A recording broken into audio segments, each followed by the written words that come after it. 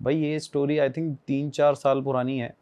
वहाँ पे एक बस थी, मतलब वो इंडिया का सेकंड रोड एक्सीडेंट है सबसे बड़ा।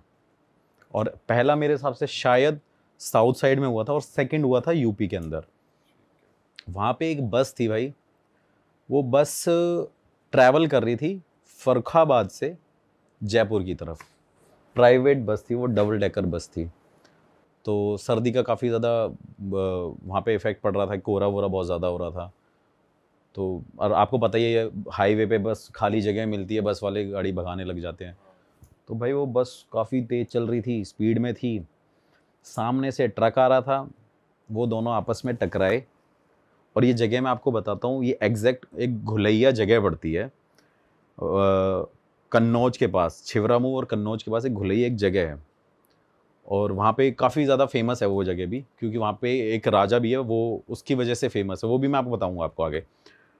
तो वहाँ पे जब वो बस आपस में टकराई भाई, तो बस में आई थिंक 84-85 लोग थे। डबल डेकर बस थी, उसमें फैमिलीज़ थी, न्यूली मैरिड कपल थे, बच्चे थे, बूढ़े थे, हर तरीके के लोग थे। और वो जब उस बस से टकराई तो भाई उस बस में ना आग लग गई। बस में आग लगी, ब्लास्ट हुआ, गाँव के 3-4 किलोमीटर तक लोगों पे ऐसा बताया जाता है। और ये तो मेरा खुद कज़न ब्रदर वहीं का ही है, मतलब उसका गाँव उसके पास में ही है, 300-400 मीटर दूरी पे उसका गाँव है। तो ऐसा बताया जाता है कि वहाँ पे 3-4 किलोमीटर तक वो आवाज़ें आ रही थी, चीखने चिल्लाने की, इतना शोर था और ब्लास्ट की आवाज़ें आ रही थी। तो भाई वो जब बस जली वहाँ पे, तो उस जलने में जितने भी लोग थे भाई वहाँ पे, उसके अंदर भाई जैसे कैंडल नहीं जलती मोम की तरह, वो पिघल रहे थे, पिघल रहे थे। बच्चे खिड़की से लटके हुए थे, उनके सर से ना, मतलब आप समझ लो वो मोम की तरह पिघल रहे हैं। ऐसा कोई इंसान नहीं था गाँव का जिन्होंने वहाँ पे बचाने की कोशिश नहीं करी।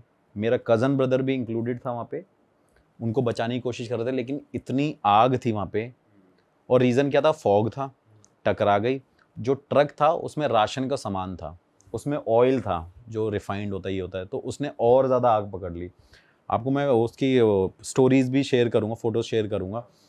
तो भाई आप देखना वहाँ पे ना, मतलब वो मोस्टली सारे लोग जल गए।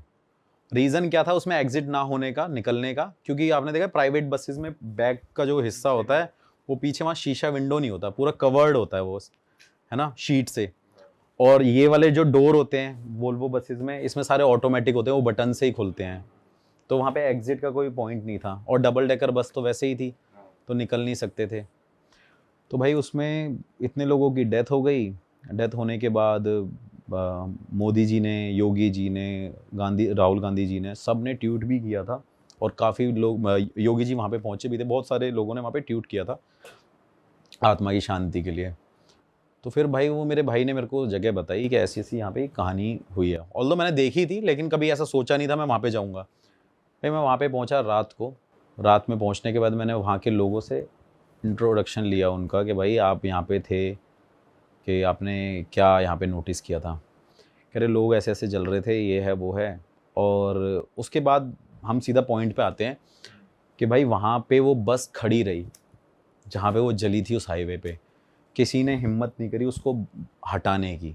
पुलिस वालों ने नहीं बस हटाई वो, लोकल लोगों ने नहीं हटाई, किसी ने नहीं हटाई। जितने भी क्रेन वाले थे वो मना कर रहे थे।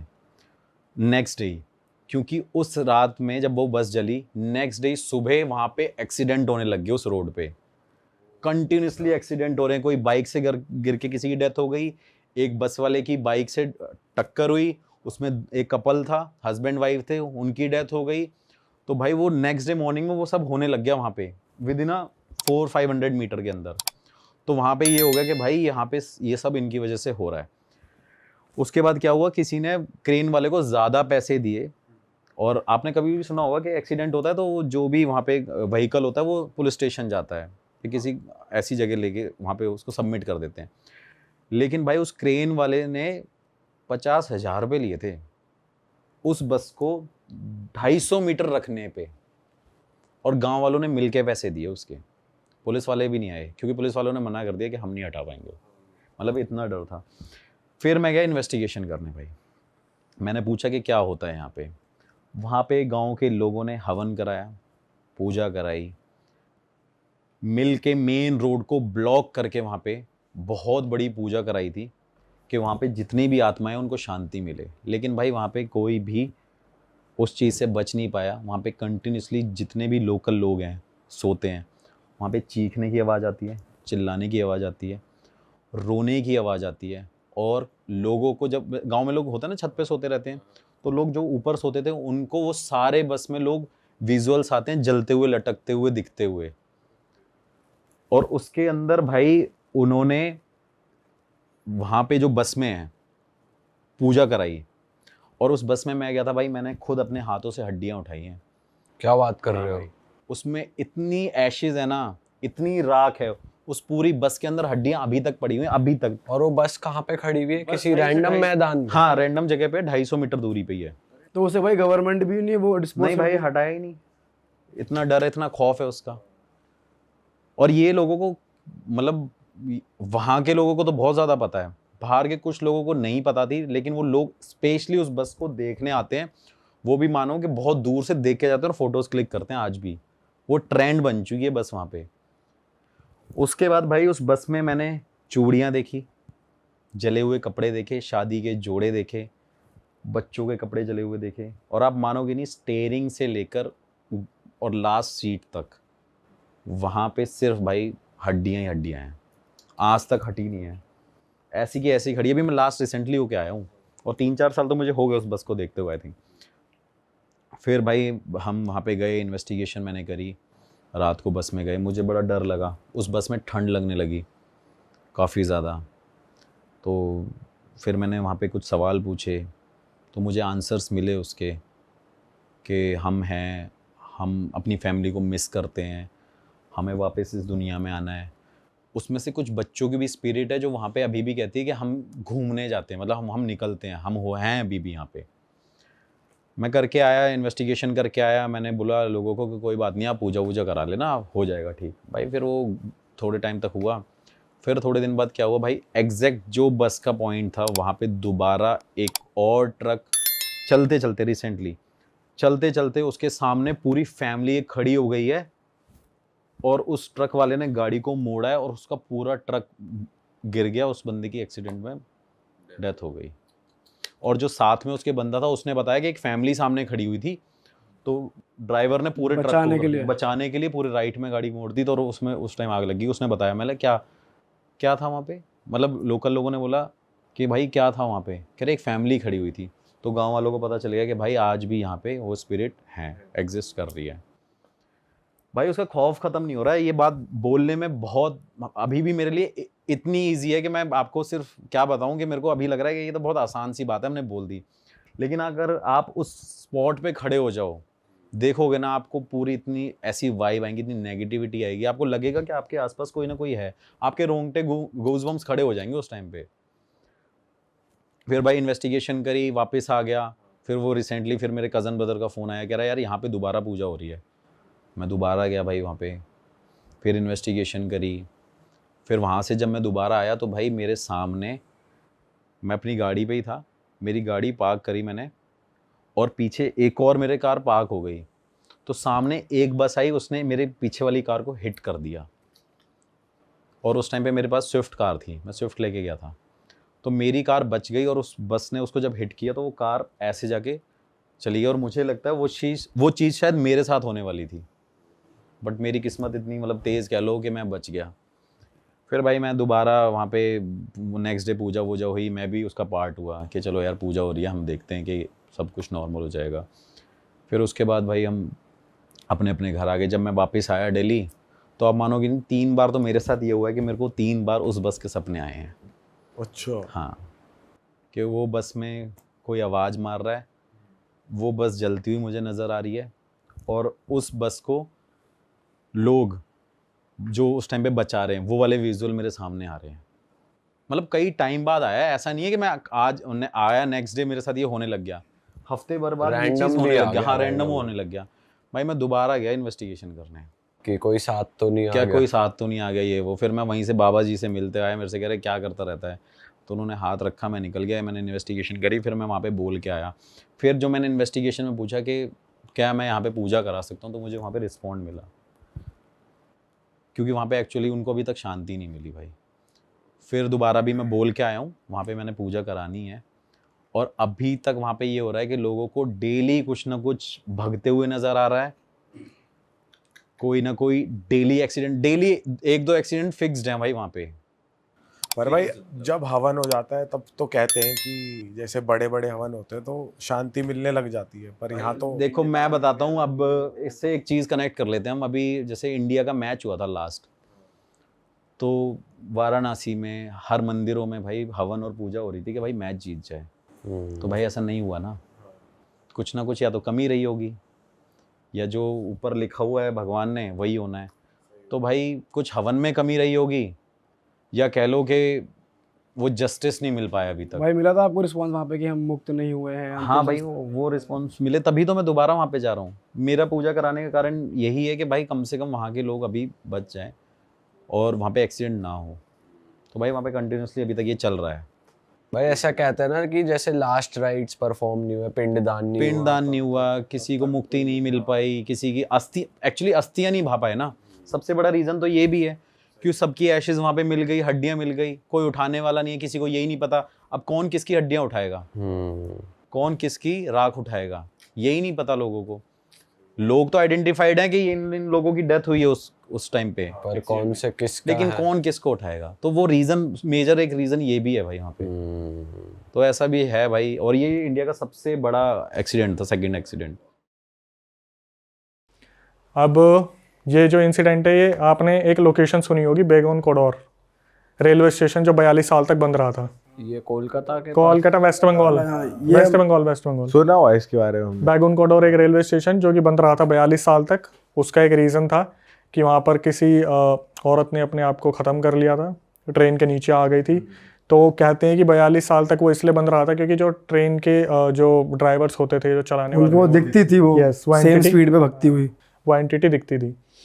तो अभी ये इंसिडेंट आया और मेरी नज़र में आया नहीं था, मुझे हाईलाइट करवाया गया क्योंकि वो सब्सक्राइबर जो थी वो बार बार बोल रही थी कि अक्षय हमारे साथ ये चीज़ हुई है और बहुत अलग है, तो इसे आप बताना। और ये मैंने अभी तक कहीं भी डिस्क्लोज़ नहीं किया, ठीक है। इसके बाद जो चीज़ें आने वाली है वो कहीं भी डिस्क्लोज़ नहीं है। तो ये बेगून कोडोर में पूरा हादसा हुआ 2024 में। ये 3 डॉक्टर्स, 2 लड़कियाँ और 1 लड़का, ये स्पेशलाइज्ड डॉक्टर्स हैं जिन्हें इनके जो हॉस्पिटल के लोग थे वो भेजते थे ऐसी लोकेशंस पे जहाँ पर हॉस्पिटल्स में फैसिलिटीज़ अच्छी नहीं होती थी। कुछ हर चीज़ के स्पेशल डिपार्टमेंट्स होते हैं, तो इनके लिए भी स्पेशल डिपार्टमेंट बनाया गया था कि आप उसी लोकेशन पे विजिट करोगे जहाँ पे फैसिलिटीज़ अच्छी नहीं है और वहाँ का सर्वे लेके आओगे कि यहाँ की फैसिलिटीज़ कैसी चल रही है। ठीक है। अब ये भी ध्यान से सुनने वाली चीज़ है, इनमें जो लड़का था ना, उसका नाम था राजीव, रख देते हैं। जो राजीव था उसका 20 साल का जब वो था ना, तो एक एक्सीडेंट हुआ था, बहुत तगड़ा एक्सीडेंट हुआ था जिसकी वजह से उसकी याददाश्त चली गई थी। अच्छा, ठीक है। अब जब मेरे पास ये इंसिडेंट आया तो 24-25 साल का वो है, उसकी याददाश्त चली गई थी। याददाश्त जाने के बाद इसने दोबारा मेडिकल को ज्वाइन किया था, ये मेडिकल उसमें ही थे। तो लड़की जो है उसका नाम छोड़ो, लड़की का नाम देने की ज़रूरत नहीं है, 2 ही लड़कियां थी। उनमें जो मेन बताने वाली है उसने मेरे को बताया कि अक्षय हम बहुत अच्छे दोस्त हैं, बहुत अच्छे, मतलब डॉक्टर्स का ऐसा होता है कि हम इन चीज़ों पर बिलीव ही नहीं करते, डॉक्टर्स तो लॉजिक ढूंढते हैं हर चीज़ में। तो इनको ना एक ब्रेक चाहिए था, ये कोलकाता के हैं, तो इनको ब्रेक चाहिए था। काफ़ी टाइम हो गया, कहीं बाहर नहीं जा पा रहे हैं। कोलकाता के ऐसे ऐसे लोकेशंस पर हमें भेज दिया जाता है जहाँ पर ठीक से हॉस्पिटल वर्क नहीं करते हैं वो।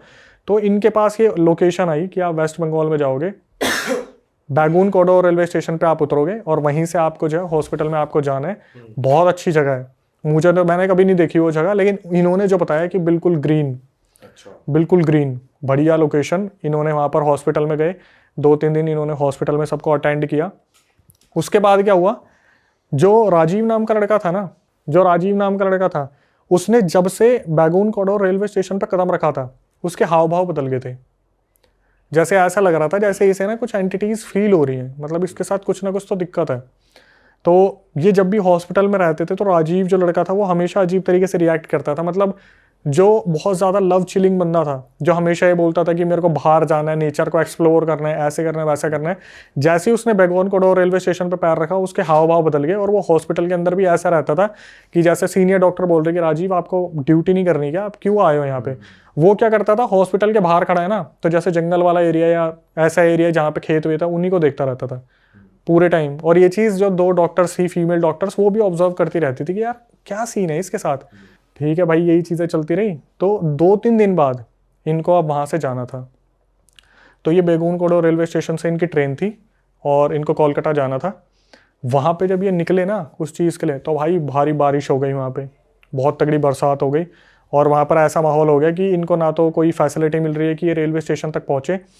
बड़ी मुश्किल से ढूंढ ढांड के जब तक ये रेलवे स्टेशन पर पहुँचे तो ये वेट कर रहे थे, ट्रेन आएगी ट्रेन आएगी। शाम की आई थिंक 6-7 बजे की इनकी ट्रेन थी कि ट्रेन आएगी आएगी आएगी। काफ़ी देर से वेट कर रहे थे। इन्होंने देखा यार 6 बजे की ट्रेन है, 6:30 बज गए और ये खुद पहुँचे हैं 6:10 पे।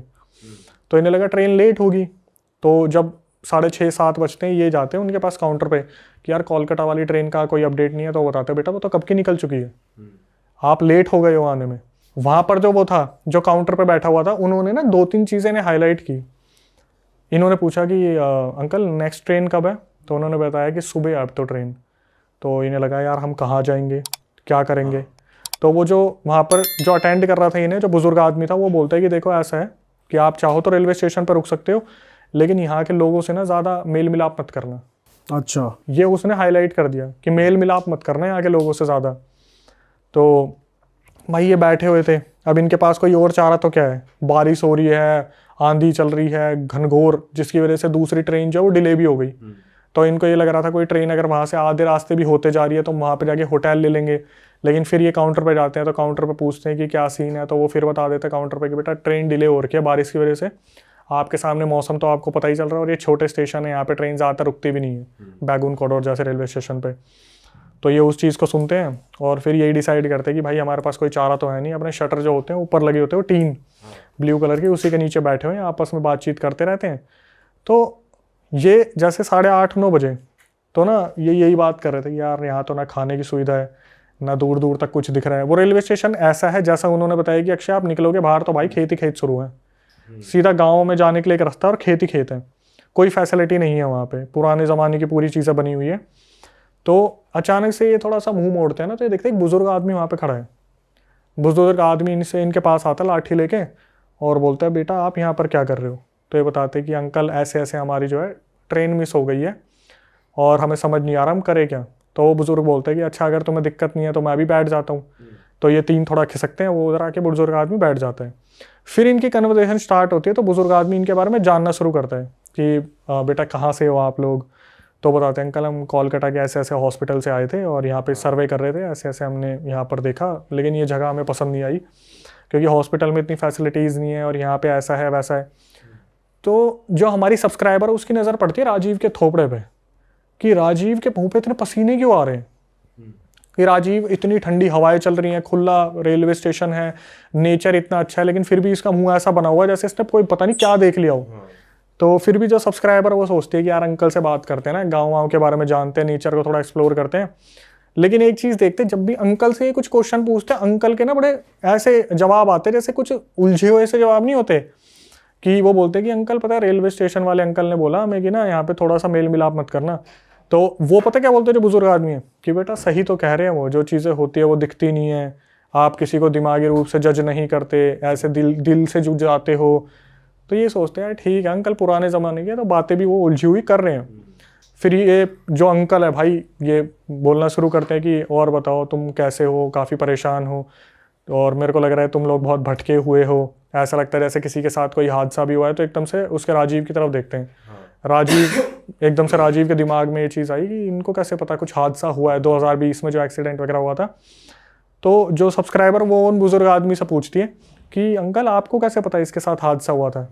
तो बोलता है बेटा हमारा तो यही काम है, डेली जो यहाँ लोग जिनकी ट्रेन छूट जाती है उनका मनोरंजन कर देते हैं, आके बैठ जाते हैं, हम तो बातचीत कर लेते हैं, हमारा तो ऐसे ही चलता है गाँव में, हम क्या ही करेंगे। फिर बात सी घुमा दी, मतलब पूरी बात घुमा दी, अल्टीमेट था अंकल।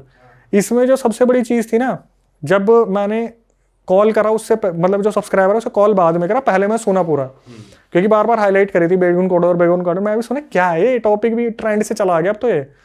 तो मैंने सुना कि वो बार बार ये कह रही थी अक्षय, वो जो बुजुर्ग आदमी थे ना, उनकी जो एक सबसे खासियत थी कि आप उनकी बातों में सम्मोहित हो जाओगे। मतलब वो आपको बोलेंगे ना कि बेटा मेरे हाथ से खा लो, तो आप खा लोगे। अच्छा। और इस चीज से अवेयर सिर्फ एक राजीव था कि उसके पसीने टप टप बोल रहे हैं, वो बार बार हैंकी पोंछ रहा है, बार बार हैंकी पोंछ रहा है। तो अब फिर ये पूछना शुरू करते कि अंकल वैसे यहाँ पर कुछ आसपास खाने वगैरह का कुछ इंतजाम है? तो बुजुर्ग आदमी बोलता है कि तो तुम यहाँ क्यों बैठे, चलो मेरे घर पे, मेरा घर तो यहीं से उतर के सामने वाले गाँव के अंदर है। तो ये बोलते कि ऐसे तो अंकल ठीक नहीं रहेगा, हम आपको यंग जनरेशन हो के आपको इतना परेशान कर रहे हैं। तो वो बोलते कि ऐसी कोई बात नहीं है, वहाँ पर मेरा परिवार है, मेरी बहन है, मेरे बच्चे हैं, ऐसे ऐसे चल के तुम वहाँ पे मिलो जुलो, अच्छा है सब कुछ। तो उनके दिमाग में भाई ये भी आ रहा होता है कि यार यहाँ पे बैठ के भी क्या करेंगे, चलते हैं थोड़ा घूमेंगे फिरेंगे, गांव वालों की राय जानेंगे, हम तो वैसे भी डॉक्टर्स हैं। तो ये ना एक चीज़ बोलता है बुजुर्ग आदमी कि अच्छा आप लोग तो वैद हो ना, वैद मतलब डॉक्टर हो ना, तो मेरे घर में भी बहुतों की तबीयत खराब रहती है, थोड़ा बेटा वो भी देख लेना। तो फिर दोबारा इसने वो लाइन यूज़ करी कि सब्सक्राइबर ने कि अक्षय हम चाहते नहीं है जाना, लेकिन हम मना नहीं कर पा रहे इन्हें। इन्होंने बोला चलो ना, ये बोलते चलो अंकल ठीक है हम भी बैठ के क्या करेंगे, और 8:30 से हो गया उसके अंकल के कहने पे चल दिए बैग उठाए और उनके साथ चल दिए। ये प्लेटफॉर्म से बाहर लेके निकले, और जो वो है ना, वो जो टिकट काउंटर पर बैठा है वो बस जाते हुए देख रहा, अच्छा चलो जा रहे होंगे कहीं पे, ये निकले। उन्हें बुड्ढा नहीं दिख रहा होगा? नहीं उन्हें दिख रहा था, अच्छा उसे दिख रहा था, ऐसा नहीं है बुड्ढा नहीं दिख रहा था। तो ये अपना इसको अभी पैरानॉर्मल से कनेक्ट नहीं करता। अच्छा ठीक है। तो वो देख रहा है कि भाई ये लोग जा रहे हैं, अब इन्हें पता है यार सुबह की ट्रेन है, शाम को यहाँ करेंगे क्या पूरी रात बैठ के, तो अपने निकल गए। अब यहाँ पर उसने सब्सक्राइबर में मेंशन करा अभी तक जो बारिश वारिश हो रही थी, हम यूँ सोच रहे थे अंकल के घर तक हम कैसे जाएंगे, हम यंग जनरेशन है, हमने सफ़ेद कपड़े पहने, डॉक्टर्स के कपड़े पहने तो ट्रांसपेरेंट हो जाते हैं बारिश में। जैसे ही हमने बाहर कदम रखा बारिश वारिश सब रुक गई, सब शांत हो गया माहौल वहाँ पे। इन्होंने फिर भी लॉजिक ढूंढने की कोशिश की, ऐसा थोड़ी ना होता, क्या पता बारिश के खत्म होने का टाइम हो गया हो। ये पीछे पीछे चल दिए, 2 लड़कियां आगे चल रही है और राजीव सबसे पीछे चल रहे हैं।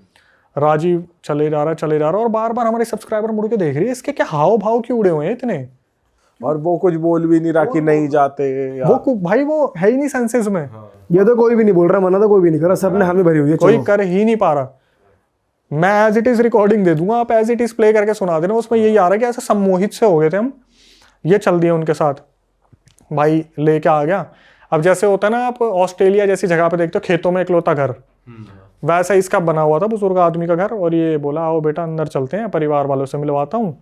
तो इन्होंने देखा यार घर तो दिखने में ठीक ठाक ही है, मतलब कुटिया टाइप की बना रखी है, और मतलब होगी 150-200 गज में, थोड़ी बड़ी सी, छोटा हिस्सा नहीं था 50-100 गज का, 200 गज की कुटिया बना रखी है। तो ये लेके जाते हैं, वो बुजुर्ग आदमी गेट खोलता है, उसने सफ़ेद वो कपड़ा पहन रखा था, हाथ में लाठी थी। चलना शुरू करते दिखाते ये हमारा आंगन है, यहाँ पर हमारे खुद के खेती बाड़ी होती है, यहाँ पर हमारी जो फल उगाते हैं, हम सब्जियाँ भी घर के खाते हैं, तुम्हें सब्जियाँ खिलाएंगे आज घर की, आओ अंदर चलते हैं। तो इन्हें अंदर ले जाके कमरे में, तो उसको राजीव को बोलता है कंधे पे हाथ रख के, बेटा तू भी तो डॉक्टर है ना, एक बार मेरी उसको बहन को देख ले, इसकी तबीयत बहुत ज़्यादा ख़राब रहती है। तो ये अचानक से पूछते हैं कि क्या हो गया आपकी बहन को? बोले कि आपको तो पता ही है, ये वेस्ट बंगाल जैसी जगह, कोलकाता जैसी जगह पर डॉक्टर कहाँ हम जैसे गरीबों पर ध्यान देते हैं, यहाँ तो सब कुछ ऐसे ही रहता है कि बड़े लोग आते हैं, अफसर लोग आते हैं तो उन पर ध्यान देते हैं, हम जैसे लोगों पर तो कौन ही ध्यान देता है। भाई ये अंदर चलना शुरू करते हैं, राजीव के तोते उड़े हुए थे, पसीने भर भर के पसीने। राजीव जाता है और ये सब्सक्राइबर देख रही है। राजीव गया तो वो जो औरत वहाँ लेटी थी, जो बुजुर्ग आदमी की बहन थी, उसने पूरा ऊपर तक वो वाइट चादर ओढ़ रखी थी। ये अंदर गया, इसने जैसे ही उसे हटाया, इन्होंने देखा उस औरत की जगह पर एक कंकाल पड़ा हुआ है, कंकाल पड़ा हुआ लिटरली। ये बंदे उस टाइम शॉक हो गया और राजीव के पैर जम गए एकदम से। जैसे ये बता रही ना सब्सक्राइबर, मैंने तो पीछे मुड़ के देखा, राजीव तो उसकी तरफ देखता ही रह गया, जैसे कोई पास्ट कनेक्शन है कि इसने क्या है ऐसा देख लिया है। तो जो सब्सक्राइबर, वो ना डर रहा ना कुछ हो रहा, बस देख रहा है। ये लोग उसे पीछे से देख पा रहे हैं ना कि ये जम गया। तो सब्सक्राइबर पीछे मुड़ती है और देखती है वो जो बुजुर्ग था, वो भी कोई बुजुर्ग नहीं था, वो भी सफेद कपड़ों में कंकाल था। उस टाइम उन्हें कंकाल दिखने लगा। यस, उसकी आंखें नहीं थी। और जब इन्होंने उधर देखा, इन्होंने पूछा भी नहीं आप कौन हो, सीधा वो बुजुर्ग आदमी बोला मैं बताता हूँ मैं कौन हूँ। अब कंकाल बोल रहा है ये। यस, उनके सामने कंकाल बोल रहा है। इसकी मैं बताऊंगा चीजें, अभी थोड़ा अनरियलिस्टिक लगेगी। वो कंकाल बोलना शुरू करता है उसको, राजीव को, क्यों रे, आया तो था तू यहाँ पर, उस हॉस्पिटल में रुका था ना, सिगरेट पी थी, उसकी तिल्ली फेंक के मारी थी, तेरी वजह से पूरा हॉस्पिटल जला था, हम पे तो किसी ने ध्यान नहीं दिया जब उस हॉस्पिटल में हम एडमिट थे, तेरे को तो बचा लिया उनने, तेरी वजह से मैं भी जल गया, मेरी बहन भी जल गई, मेरा पूरा गांव जल गया, तेरा ही इंतजार करता हूँ रोज रेलवे स्टेशन पे। और ऐसे कह रहा हूँ हाँ, कि तेरे लिए ही आता हूँ रोज रेलवे स्टेशन पे। क्या हुआ था, सर पे लगा था कुछ, याददाश्त चली गई, पहचाना नहीं मुझे, अब तेरे को मारूंगा जान से। भाई ये सुनते ही ये तीनों हो गए बेहोश। वहां पे राजीव भी पड़ा, ये दोनों सब्सक्राइबर भी पड़ी। इनकी जब आँख खुली ना, इनने जब आँख खोली, ये रेलवे स्टेशन पे एक इधर पड़ा हुआ है, एक उधर पड़ा हुआ है, एक उधर पड़ा हुआ है, तीनों जने, किसी को कुछ हार्म नहीं हुआ, लेकिन इन्हें ये पता चल गया था कि राजीव के साथ एक्चुअली में हुआ क्या था। राजीव जब 20 साल का था तो वो एक हॉस्पिटल में एज ए इंटर्नशिप वगैरह कुछ करने आया था मेडिकल की, कोलकाता के या वेस्ट बंगाल के जो वैगन कॉरिडोर के आसपास था। उधर राजीव की एक आदत थी सिगरेट पीने की। इसने क्या करा, सिगरेट पीते पीते कहीं पे वो सिगरेट फेंक दी या वो तिल्ली फेंक दी, जिस वजह से हॉस्पिटल में आग लग गई। और जितने भी पेशेंट वहाँ लेटे हुए थे उनको ना बचा के इन स्पेशलाइज्ड टीम को जो डॉक्टर की थी उन्हें बचा लिया था। और जाते जाते राजीव का कहीं पर सर टकराया था, जिसकी वजह से उसकी याददाश्त चली गई थी। और भाई वो राजीव की तकदीर ही थी उसे जो बैगून कॉरिडोर वापस लेके आ गई थी। और जब पहला कदम रखा था तभी से उसे पता चल रहा था कुछ ना कुछ गड़बड़ हो सकता है। उस बुजुर्ग आदमी ने सब कुछ उसके सामने सच रख दिया, लेकिन ये मुझे अब नहीं पता कि मारा क्यों नहीं या कुछ हुआ क्यों नहीं, वहां से क्योंकि बाहर कैसे आए, निकले कैसे, कुछ नहीं पता। और जब इन्हें लग रहा था कि मेरे को सपना आया है, मेरे को सपना आया, तीनों ने डिस्कस करा तो तीनों आपस में बता रहे थे वही आदमी था, उसी घर में गए थे। ये लोग निकलते हैं, उस जो वो ट्रेन का वो था कलेक्टर, टिकट कलेक्टर, उसे बताते हैं हमारे साथ ऐसा हुआ।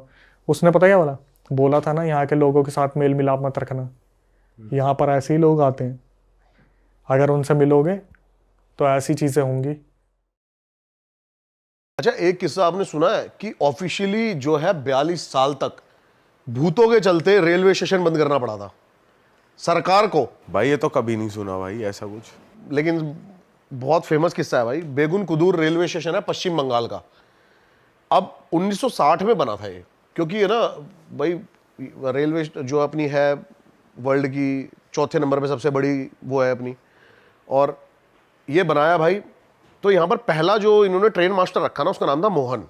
अब वो मोहन भाई साहब क्या होता है, नॉर्मली आते हैं, उस टाइम तक कुछ नहीं था यहाँ पे ऐसा, और गांव वालों की थोड़ी सी अफवाह थी कि यहाँ पर बहुत सारे सुसाइड, वो तो हर रेलवे ट्रैक के किस्से होते हैं अपने अपने। तो मोहन जी को है ना, पहले दिन ड्यूटी के एक औरत दिखती है, ये कोर्ट में है भाई, ये जो मैं चीज़ें बता रहा हूँ ना आपको, ये कोर्ट में है। हाँ, क्योंकि बहुत सारे लोगों ने ये पिटिशन दायर करी थी कि भाई हमारा यहाँ से ट्रांसफ़र करा जाए, और सरकार हमें ज़बरदस्ती यहाँ पे ऐसे ऐसे रख रही है, जबकि हमारी जान को खतरा है, हमें कोई ना कोई ऐसा दिखता है। तो भाई अब वो मोहन जी फर्स्ट डे जाते हैं, उनको देखते हैं रेलवे ट्रैक पे एक औरत नाच रही है, पागल होगी कोई भाई, ऐसी नाच रही है। अब सेकंड डे जाते हैं, वो सेकंड डे भी देखते हैं, वो थोड़ी सी और पास आ गई है, और वो उसको देखे जा रही है। क्या करता है, गाली वाली बकने लग जाता है नॉर्मली। वो फिर भी नहीं जाती वहाँ से, वो जाके अंदर अपना बैठ जाता है। 2-3 दिन ये किस्सा होता रहता है, और वहाँ से जो भी ट्रेन निकलती है ना, वो उसके साथ भागना शुरू कर देती है। उतनी स्पीड पे नहीं, लेकिन ट्रेन निकल रही है, वो भाग रही है। तो वो सोचता है पागल ही होगी कोई, वो सोचता है एक दिन मरवर ना जाए। वो अपने कुलीग्स को बताता है, यार इसको हटवाओ, क्योंकि एक दिन ट्रेन के नीचे आ लेगी। तो उसके कुलीग्स कहते हैं कौन? कहता है ये जो भाग रही है। कहता है हमें तो कोई नहीं दिख रहा। यहाँ से थोड़ा सा सस्पेंस बनना शुरू होता है। कहता है कोई दिख नहीं रहा, ये दिख नहीं रही तुम्हें, पागलों की तरह नाच रही है। वो कहते हैं हमें तो नहीं दिख रही भाई। तो यहाँ से चीज़ें शुरू हो जाती हैं। 3-4 दिन बाद उसके कलीग्स को भी वो दिखने लग जाती है, जिनको वो किससे बताता है। तो कहता है उस दिन तो नहीं थी यार मोहन, लेकिन आज है। कह रहा उस दिन भी थी यार।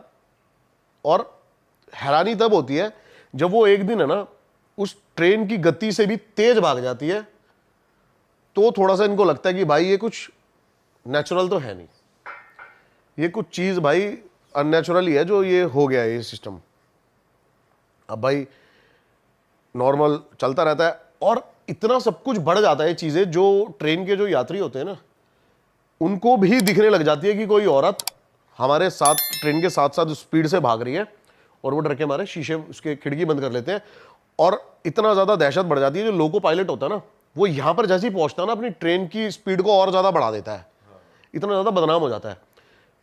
तो महीना भर हो जाता है, और एक दिन मोहन आना बंद अपनी ड्यूटी पे, 4-5 दिन बीत जाते हैं। अब भाई वो आते हैं ऑफिशियल्स जो होते हैं ट्रेन के, वो कहते हैं भाई मोहन आज आया नहीं। वो जाते हैं, देखते हैं भाई मोहन का जो पूरी फैमिली होती है ना घर पे मरी पड़ी होती है 3-4 दिन से। और तेरी, और ये भाई रिकॉर्ड है, ऑन रिकॉर्ड है ये चीज़। दूसरा वहाँ पे अलॉट होता है जो ट्रेन मास्टर होता है, वो भी भाई 2-3 दिन रुकता है उसके बाद, और वो भी आना बंद। अब उसके घर पहुँचते हैं तो वो मरा नहीं होता, जिंदा होता है, लेकिन वो बोलता है कि वही चीज़ें हो रही हैं जो मोहन के साथ हो रही थी, और भाई मैं तो जॉब नहीं कर सकता यहाँ पे। तो उसको कहते चल ठीक है भाई, उसको ट्रांसफ़र कर देते। तीसरा बंदा भी अलॉट करते हैं, और तीसरा बंदा भी वहाँ पे भाई डेथ उसकी वहीं पे अपने ऑफिस में बैठे बैठे, जब सुबह उसको देखते हैं वो मरा होता है। इतनी सारी चीज़ें हो जाती हैं ना जब, तब जाके ऑफिशियल्स जो है वो उसको बंद कर देते हैं। 42 सालों तक बंद रहा था भाई ये। 2009 में ममता बनर्जी जब हमारी रेल मंत्री थी ना, उन्होंने ये खोला था। वहाँ के जब जनरेशन चेंज होती है, चीज़ों को मानना बंद कर देती है कि नहीं ऐसा कुछ नहीं है, हमें भाई वहाँ 40 किलोमीटर दूर जाना पड़ता है दूसरी ट्रेन के लिए, वो खोल दिया जाता है। लेकिन आज भी वो इस शर्त पे खुला हुआ है कि शाम के 5 बजे के बाद वहाँ कोई नहीं जाएगा। और तेरी, मतलब आज भी है उसका सीन। हाँ भाई आज भी है ये चीज़ें वहाँ पे, और शाम को 5 बजे के बाद आज भी वहाँ की जो ट्रेन वहाँ से निकलती है, वो लोको पायलट आज भी वहाँ पे वहाँ स्पीड बढ़ा देता है। भाई आपने वहां जाने की कोशिश नहीं करी कि वहां रिकॉर्ड? जाऊंगा, मैं जाऊंगा कोशिश। लेकिन वहां पे ये हुआ कि मतलब ये औरत थी कि वहां पे सिर्फ सुसाइड की वजह से? इसका कोई है ना, इसकी कोई भी थ्योरी नहीं निकल के आएगी कि भाई इसके साथ क्या हुआ था, वहाँ पे क्या नहीं हुआ था। लेकिन बस यही कहते हैं कि एक औरत दिखती है जो कि ट्रेन के साथ। भाई ये तो पिक्चरों में देखा कि भाई कि ट्रेन की स्पीड से तेज भाग रहा इंसान, ये भाई वो सिर्फ सुल्तान में देखा होगा भाई। अभी आप लोग गोवा गए थे यार, आपने वहाँ पे गए नहीं किसी हॉन्टेड प्लेस पे? भाई नहीं यार, एक है ना वहाँ पे सेकंड हॉन्टेड प्लेस है, डी मैलो हाउस। बहुत इंटरेस्टिंग स्टोरी है भाई उसकी भी। बताओ।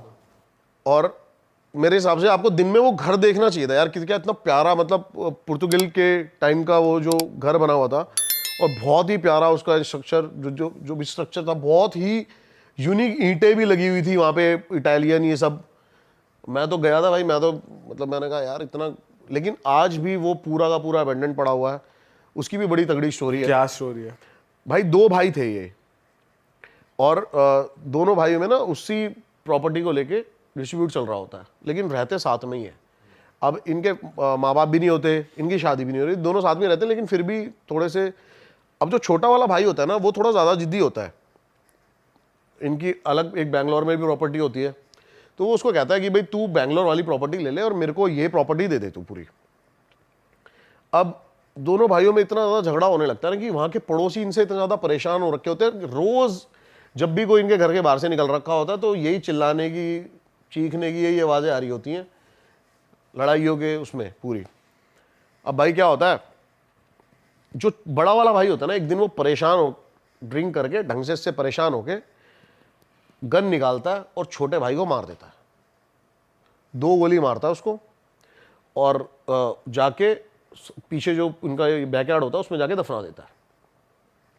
अब थोड़े टाइम है ना उसको नॉर्मल होने में लग जाता है, महीना 1.5 महीना हो जाता है। पड़ोसी को परेशान हो जाते हैं कि यार वो इनके घर से आवाज़ें नहीं बंद हो गई हैं, लड़ाई नहीं हो रही आजकल, ये नहीं हो रही।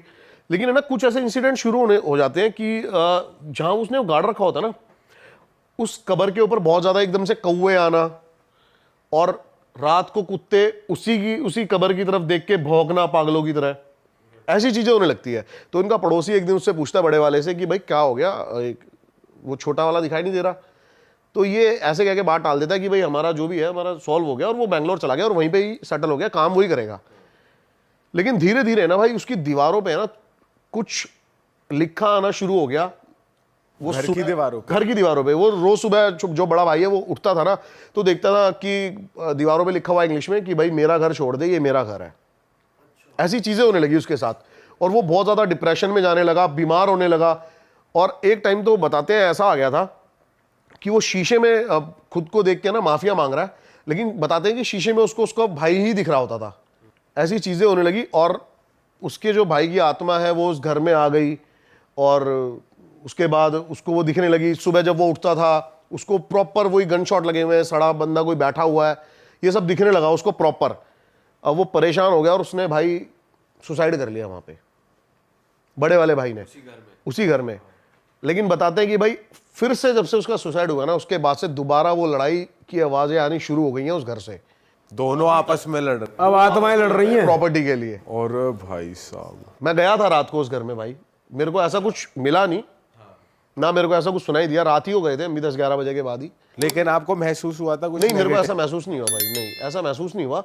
लेकिन अब कहते हैं ना भाई, इनका भी टाइम और ऑरा होता है, ऐसा नहीं होता ना, ये कुत्ते बिल्ली नहीं है जाओगे आप। हाँ, तो ये चीज़ भाई बड़ी। किस टाइम पे विजिट किया था आपने? मैंने 12 बजे विजिट नहीं किया था रात को प्रॉपर, मैं गया था शायद 9-10 बजे अंधेरा होने के बाद। टाइम नहीं था हमारे पास, जाना था उस दिन एयरपोर्ट पे जल्दी। भाई 1 से 4 के बीच एक्टिव होती है एनर्जी, तब जाना चाहिए था आपको। नहीं वैसे 12 से 3 कहते हैं। 3 से 4, मैंने 3 से 4 सुना हुआ है। और 3 बजे तो कहते हैं डेविल आवर होता है, 3 बजे ये पीक पे होती है अपनी। हाँ, गोवा जाते हो ना आप, तो इन चीज़ों पे दिमाग थोड़ा कम जाता है ना भाई पता है जब हम गोवा जाते हैं ना, पहले तो चलो हमने एक्सप्लोर कर लिया है, चले गए बीचेस वगैरह पे, चिल कर रहे हैं पानी में। अब ये जोन आ गया, हम गोवा जाते हैं, हम करते हैं वहाँ जाके सिर्फ और सिर्फ पार्टी। गोवा में भाई बहुत ज्यादा क्रीपी ऐसी बहुत ज्यादा जगह है, पता है साउथ में है ना बहुत कुछ एक्सप्लोर करने को, हॉन्टेड के लेवल, पैरानॉर्मल चीजें साउथ में। हाँ, और केरला, हैदराबाद बताते हैं भाई ये हब है। हाँ अच्छा। हाँ, ये हब बताते हैं भाई, बहुत सॉलिड चीजें हैं।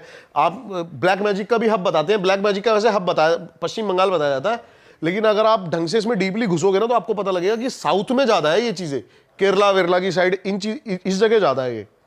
भाई कोई है ब्लैक मैजिक का किस्सा जो हो इंटरेस्ट? भाई इतना नहीं मेरे को ब्लैक मैजिक के बारे में पता, लेकिन एक मयोंग गांव है, इसके बारे में सुना होगा आप सबने। वो black magic, centre of the black magic कहा जाता है, वो मयोंग गांव कहा जाता है। जब अकबर भी अपनी सेना लेके पहुंचा था ना वहां पे, तो बताते हैं उसकी आधी सेना गायब हो गई थी घोड़ों से ही।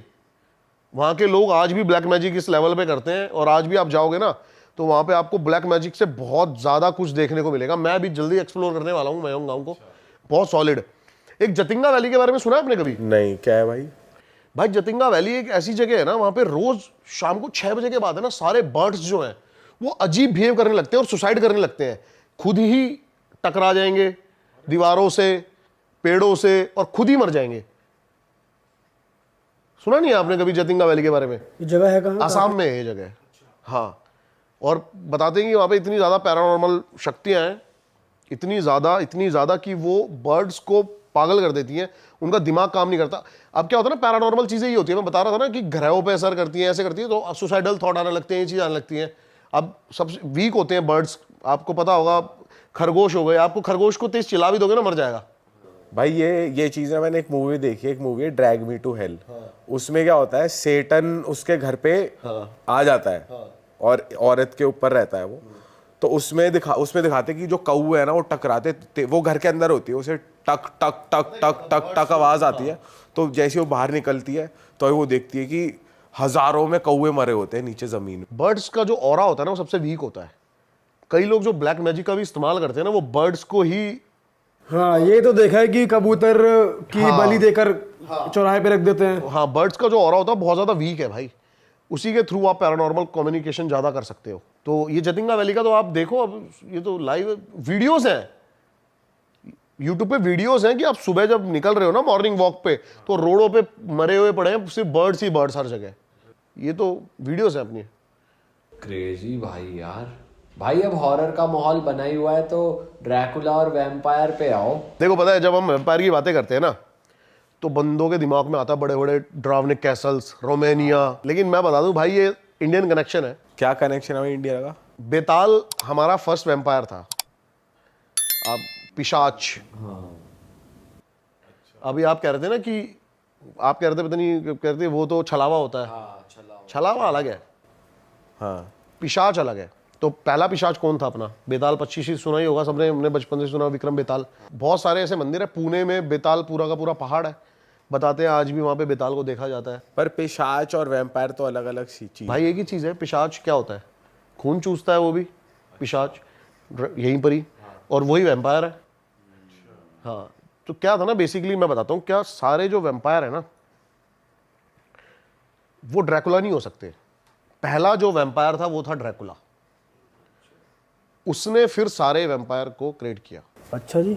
हाँ, तो और जो उसको वैम्पायर ड्रैकुला को जो वो पावर दी गई थी, बेसिकली मैं बताता हूँ क्या था।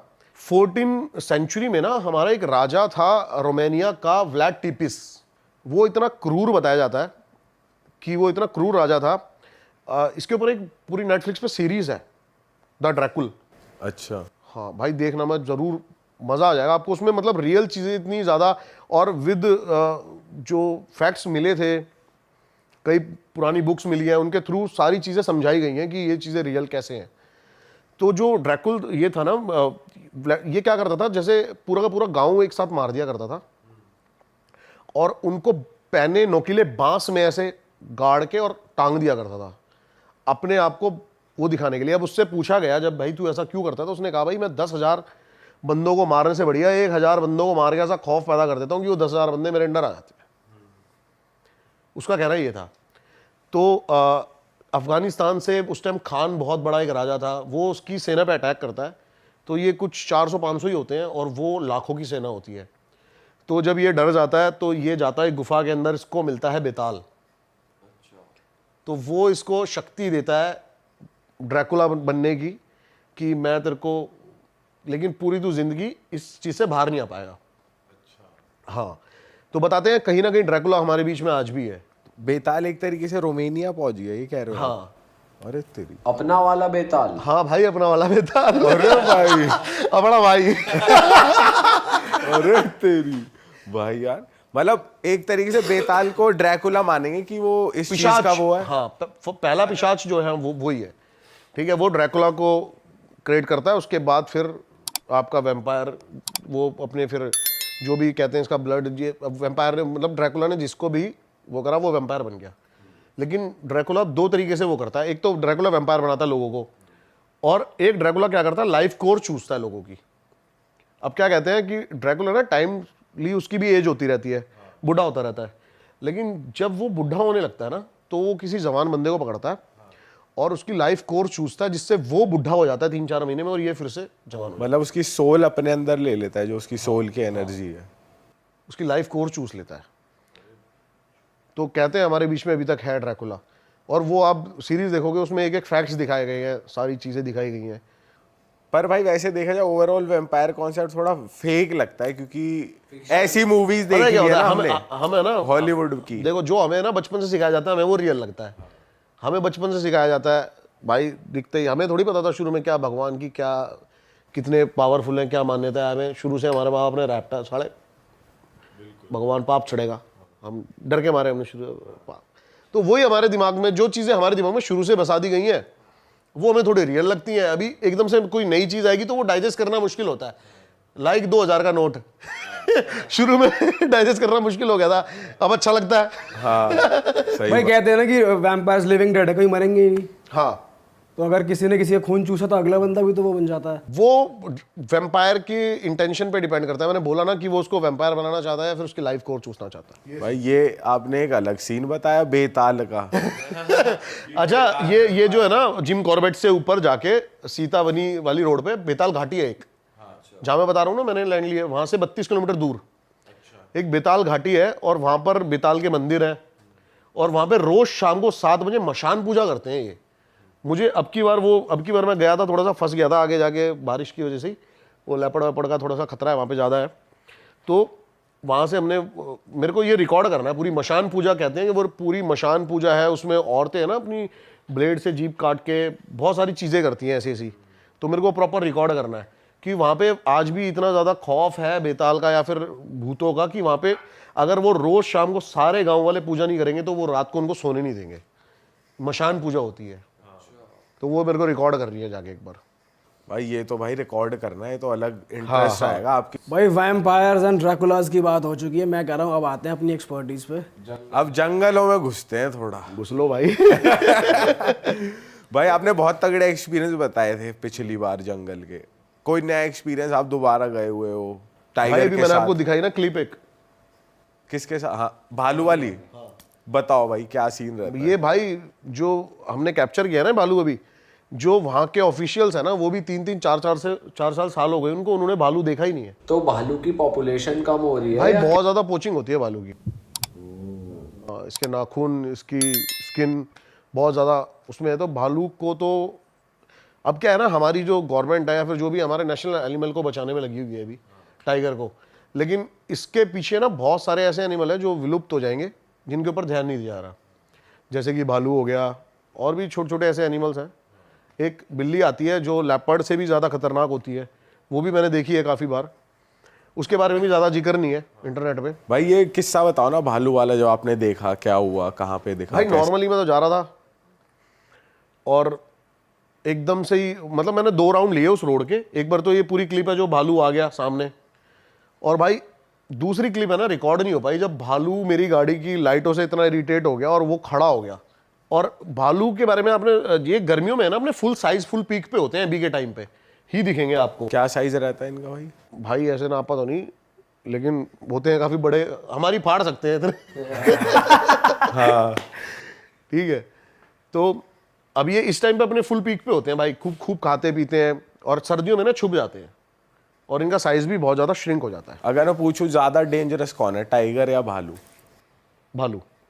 भाई कहते हैं ना कि भालू की साइकिक समझना इम्पॉसिबल है भाई अब मैंने बताया तो था आपको शुरू में ही, आप डाल लो यूट्यूब पे, डाल लो आप बिहेवियर भालू के बारे में, आपको मिलेगी नहीं कोई वीडियो। ऐसा क्यों है भाई? भाई उसके बिहेवियर को कोई, भाई रिस्क नहीं लेना चाहते बंदे। अभी मेरा एक दोस्त था, वो वाइल्ड लाइफ फोटोग्राफी करता है, रामनगर में एक साइड रोज सुबह भालू आता था। भाई सारे गांव वालों ने उसको बोला कि भाई मत जा, आप भालू से नहीं बच सकते, आप टाइगर से एक बार को, आप टाइगर देखो, टाइगर है ना अपनी, उसका वो है, मैंने पिछली बार बताया था, उसका ऑरा है उसका भाई, वो सिर्फ आपको तब हार्म करेगा जब उसको लगेगा कि ये मेरे को हार्म कर सकता है। टाइगर आपके पास से दूर से निकल जाएगा आराम से, अगर आप उसको देखो मत, उसको घंटा फर्क नहीं पड़ता हम खड़े हैं नहीं खड़े, क्या कर रहे हैं क्या। लेकिन भालू एक ऐसी चीज़ है भाई, वो आप पे अटैक करने आएगा ही आएगा, और भालू से बचना थोड़ा सा मुश्किल है। भालू भाई बहुत बेरहमी से मारता है, अगर टाइगर आपको मारेगा ना तो आपको पता भी नहीं चलेगा, वो आएगा सीधा गले पे आपको किल करेगा, खत्म। भालू जो है वो मारेगा नहीं आपको, वो नोचेगा, फाड़ेगा, मतलब फाड़ेगा, तड़पाएगा आदमी को गंदे लेवल पे। अच्छा बहुत सारे मैंने वो देखे भाई, काफ़ी बंदे, बताया था मैंने आपको, ऑफेंड हो सकते हैं मेरी बातों से। भाई मैं आजकल काफ़ी सुनता हूँ, सफारी पे जाते हैं लोग, ये ना वर्ड भाई सच बता रहा हूँ मैं आपको, ट्रस्ट करो मेरे पे, मार्केट किए हुए ये वर्ड जो है, बार्किंग कॉल, अलार्म कॉल, ये सब कुछ नहीं होता, घंटा। अब भाई देखो, ये जो शब्द आपने बोले हैं ना, ये हमारे ही पॉडकास्ट में सुनने में आए थे भाई, ये सब कुछ ये सब मार्केट वर्ड है।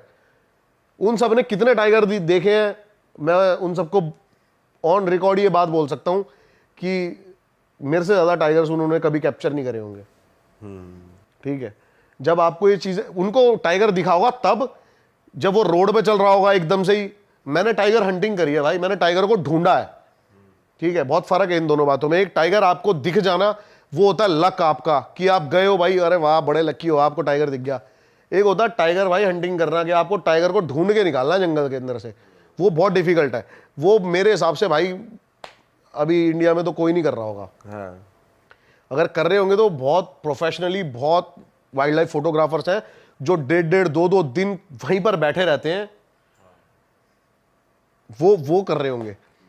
भाई जो हम रील्स भी देखते हैं आजकल, जैसे टाइगर वाली वायरल होती है, जैसे कोई जीप वीप में बैठा है और टाइगर एकदम से घुर रहा है, और तो ये सब भी लोग जैसे बदतमीजी करते हैं कि चले गए, अरे मतलब चिल्ला विल्ला के, अरे टाइगर टाइगर, तो इन सब चीज़ों से भी परेशान हो जाते होंगे वो। जैसे बिल्कुल भाई परेशान हो जाते हैं।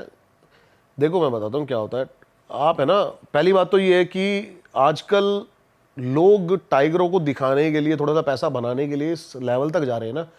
अभी जो आपने एक रील देखी बहुत ज़्यादा वायरल हो रही है कि एक टाइगर एक जीप पे हमला कर रहा है। हाँ हाँ, वो मेरे रिजॉर्ट से सिर्फ 5 किलोमीटर दूर की रील है भाई, सीतावनी की रोड है वो। उसी रील की बात कर रहा हूँ मैं, उसी रील में हुआ है ऐसा। वो सिर्फ 5 किलोमीटर दूर है, और वो टाइगर मैंने भाई कम से कम 30 टाइम्स देख लिया होगा अब तक। मेरे को उसने अब तक कुछ भी नहीं कहा। आप उससे डिस्टेंस मेंटेन रखो, उसको सिक्योर फील कराओ, आपको कभी टाइगर अटैक नहीं करेगा।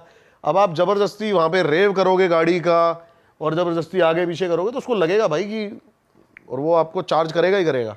भाई लोग कर देते ना, रे टाइगर, अरे इधर आ इधर आ। भाई मैं बताता हूँ क्या होता है ना, टाइगर क्या होता है, जो अल्ट्रासोनिक वेव्स होती है ना इसमें बात करता है। जो हम बात कर रहे हैं ना, हमारी साउंड के बाद जो हमिंग्स आ रही है, वो 1 से 1.5 किलोमीटर तक आदमी की हमिंग सुन सकता है।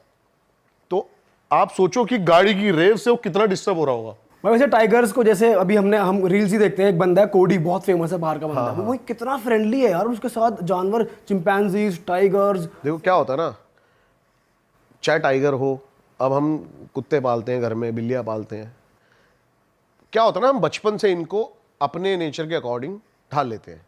उसका जो रियल नेचर होता है ना, जब वो तब पता लगता है जब वो नेचुरल हैबिटेट में होता है। चाहे वो डॉग भी हो, आप गली के कुत्तों को देख लेना, उनको कोई नहीं सिखाता अटैक करना, उनको कोई नहीं सिखाता सारी चीज़ें, वो रोज खाना खाते हैं ना अपना ढूंढ डांड के जैसे मर्जी। तो अब वो उसने बना रखे हैं वैसे वो टाइगर, वो मेरे हिसाब से टाइगर है ही नहीं। भालू की साइकिक के बारे में थोड़ी बात करते हैं, और कोई किस्सा आपने सुना भाई हो पता कहीं है, अब यही बोल रहा हूँ ना, भालू की जो साइकिक है ना, वो कुछ भी भाई ऑन रिकॉर्ड ज़्यादा है नहीं। तो जैसे कि लोकल्स बताते हैं, गांव वाले बताते हैं, अब इसमें से आधी अफवाहें भी हो सकती हैं, आधी रियल चीज़ें भी हो सकती हैं। मैंने बहुत सारी जगह ना एक चीज़ कॉमन सुनी है भाई, कि जो भालू होता है ना, वो लड़कियों को उठा के ले जाता है भाई। अरे तेरी, उठा के ले जाता है मतलब? भाई उठा के ले जाता है। लोकलाइट से सुना है, मतलब बहुत सुना है भाई, और ये बहुत सुना है। आप भी मेरे साथ चलेंगे ना जब हम कभी जंगल, तो मैं आपको वहां के लोगों से बात कराऊंगा, वो आपको ऐसे ऐसे किस्से सुनाएंगे ना भाई इस चीज के बारे में, कि भाई वो प्रॉपर लड़की के साथ सेक्स करता है। अच्छा, हाँ, भालू प्रॉपर 3-3, 4-4 दिन तक वो जाने नहीं देगा उसको, और मारता भी नहीं है? गर्ल्स की स्मेल से बहुत अट्रैक्ट होता है वो, मारता नहीं है भाई। ये कैसा बिहेवियर है भाई? पता नहीं भाई, अब ये सुना है मैंने ऐसा, और बहुत ज्यादा सुना है। मतलब ऐसा भी नहीं, जो भी अपने ऑडियंस देख रही है ना पहाड़ की साइड से, जो उत्तराखंड, हिमाचल, वो बहुत ज़्यादा बिलीव करते हैं इन चीज़ों पे, बहुत ज़्यादा, कि वो औरतों को उठा के ले जाता है और बहुत पसंद करता है उनको वो। भालू का वैसे मेन खाना क्या होता है, किसको टारगेट करता है एनिमल्स में? भाई ओमनीवोरस होता है वो, ज़्यादा बड़े एनिमल मारता नहीं, कीट पतंगे जो होते हैं, हद से हद लास्ट उसका भेड़ बकरी तक को खा जाता है, उससे बड़ा एनिमल नहीं खाता वो। इंसानों को वो खाता नहीं है भाई, अटैक करता है, मारता है। हाँ, फेस पे अटैक करता है। कभी भी आप है ना, अभी गूगल पे भी डालोगे ना बियर अटैक, जो आपको फोटो दिखाई देंगी ना, वो आपको दिखाई देंगी उसने फेस ही बिगाड़ दिया लोगों का। वो खाल इधर से इधर कर दी, ये सब पूरा नोच लिया, आंखें निकाल दी। तो ये अटैक बहुत ज़्यादा करता है भालू। और मैं तो यही बोलूँगा भाई, जंगल के अंदर आपको अगर बचना है ना, तो भाई भालू से बच जाना। ये दुआ करना कि भालू जब आप पैदल हो तो बिल्कुल भी आपको ना दिखे, वो छोड़ेगा नहीं, और आपको लगेगा कि वो आपके पीछे नहीं भाग सकता, वो 2 पैरों पे खड़ा होकर भाई ऐसे भागेगा ना। अच्छा भाई मैंने एक मूवी देखी है, रेवेनेंट, लियोनार्डो डी कैप्रियो है उसमें उसका उससे हो जाता है भालू से सामना, लड़ाई, सामना टाइप हो जाता है। तो वो सोचता है क्या करूँ, तो वो जो ट्रिक बता रखी है बहुत फेमस जो है, तो उसमें वो लेटता भी है, लेकिन जब वो सांस रोक के लेटता है, लेकिन तब भी ना भाई उसको वो फाड़ देता है। मतलब उसमें दिखाया पूरा कि ऐसे नोचा उसने, ऐसे नोचा। भाई मिथ है। हाँ, ऐसे तो मूवीज को तो भाई अब मिथ ही मानूंगा मैं। ऐसे तो हमारे अमिताभ बच्चन जी ने भी टाइगर से लड़ाई करी हुई है अपने मूवीज में। वो असली में थोड़ी कोई एक ह्यूमन के बस की बात ही नहीं है कि वो टाइगर से लड़ सकता है। मतलब ये श्योर शॉर्ट चीज नहीं है कि भाई कुछ नहीं करेगा, वो कुछ भी भाई वो कुछ भी कर सकता है। टाइगर की आपको थोड़ी सी श्योर शॉट है कि आप थोड़े से वहां पे ट्रिक्स आजमाओगे ना तो आप बच सकते हो। बताओ एक बार ट्रिक्स बताओ, क्या ट्रिक्स है? भाई ट्रिक्स यही है, पहले तो बिल्कुल मत डरो आप। हाँ, जितना भगवान ने आपको उस टाइम कॉन्फिडेंस दे रखा है ना, सारा अपने अंदर भर के चिल्ला दो उस पे गंदे लेवल पे। मैंने आपको पिछली बार किस्सा बताया भी था कि टाइगर वाला एक, मैं जो बचा था वो चिल्लाने से ही बचा था। मुझे लग रहा था कि हिरन आ रहा है, लेकिन वो एकदम से टाइगर निकल के आ गया था। तो भाई टाइगर को भी पीठ नहीं दिखाते अपनी, ऐसा कुछ सीन है जैसे आपने टाइगर आप मत दिखाओ टाइगर सॉरी को भालू को भी पीठ नहीं दिखाते अपनी, ऐसा कुछ है? नहीं, भालू तो आपके सामने ही खड़ा रहेगा। अगर वो आप पे अटैक करेगा ना, भालू को तो कुछ भी दिखा ले वो भालू है, वो छील देगा। भालू को आप मत पीठ दिखा देना बस। हाँ वो फिर वो कुछ और भी कर लेगा भाई। फिर वो लड़की की स्मेल ले लेगा। सुना नहीं मैंने, लेकिन लोंडो का तो, लेकिन लोंडो को तो यही सुना भाई, चीर फाड़ गलत लेवल पे करता है वो, बहुत गलत लेवल पे। भाई लेपर्ड का भी आपको एक्सपीरियंस है, कुछ बताओ लेपर्ड के बारे में, आपको क्या पता है? लेपर्ड भाई पता है क्या है, अभी एक है ना, अभी वो आया आपका जो काउंटिंग आई है, उत्तराखंड में 1200 लेपर्ड पाए गए हैं। लेकिन ये जो काउंटिंग है ना भाई, ये सिर्फ और सिर्फ नेशनल पार्क्स की है।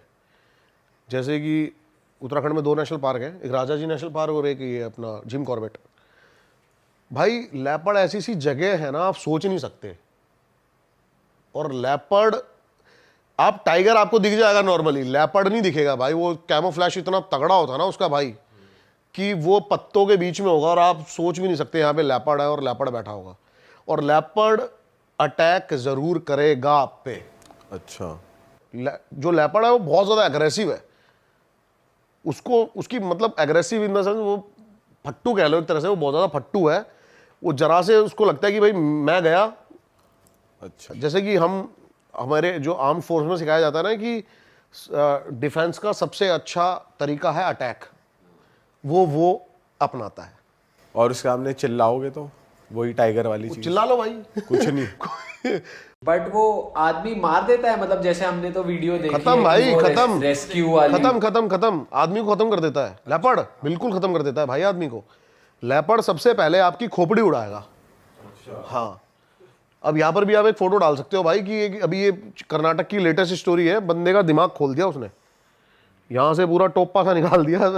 भाई हमने तो जैसे वीडियोज ही देखे, जैसे ये रेस्क्यू वाले जाते हैं तो लेपर्ड को इधर उधर भागते हुए ही देखा है, कभी किसी को गिरा देगा, फिर जाके किसी जितने को बंदे गिरा खड़े होंगे देगा। ना लेपर्ड के आगे, वो सब पे अटैक करके जाएगा। और लायन का क्या सीन है भाई? भाई लायन क्या होता है ना, लायन टाइगर से वीक है बहुत ज्यादा, 30%, मतलब माइंड में भी और मसल्स में भी, साइज में भी, और ग्रुप्स में रहते हैं लायन। लायन को स्लो भी कह सकते हैं कि स्लो है थोड़ा टाइगर से। बहुत स्लो है भाई लायन, कभी भी है ना पॉलिटिक्स करता ही नहीं है। लायन अक्खड़ है, सीधा घुस गया कहीं भी, ग्रुप जा रहा है हिरन का, सीधा भग गया। जो एकदम टक करके शिकार करता है ना, वो टाइगर है। वो कैलकुलेट करता है कि मैं कितनी पास जाऊंगा, कितनी चीजें करूंगा, तब जाके मैं उस तक पहुंच पाऊंगा।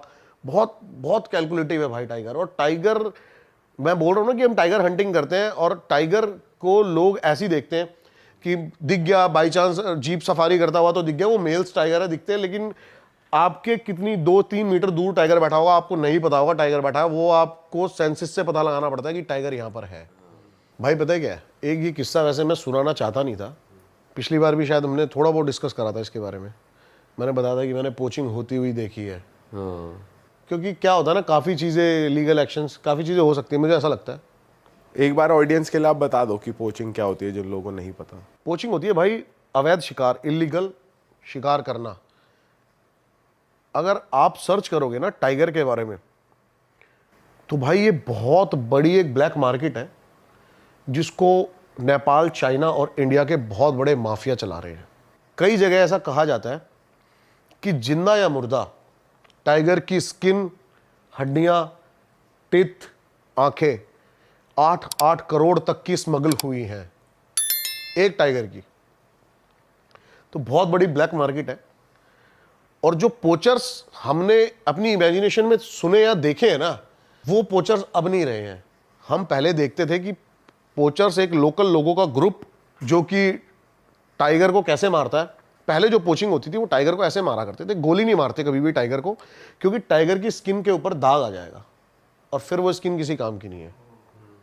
तो ये पहले ऐसा करा करते थे कि उसको करंट लगाते थे और उसके मुंह में नोकीला बांस घुसा दिया करते थे, बहुत पेनफुल मारा करते थे उसको। ये अब जो है थोड़ा सा हाईटेक हो गई ये चीज़ें, तो अब ये यूज़ करते हैं ऐसी गन्स जिससे वो बेहोश हो जाता है ऐसे टाइगर। अब क्या हुआ, एक दिन एक रोड निकलती है भाई जंगल की, मैं लोकेशंस नहीं बताऊंगा कहाँ कहाँ की बात है।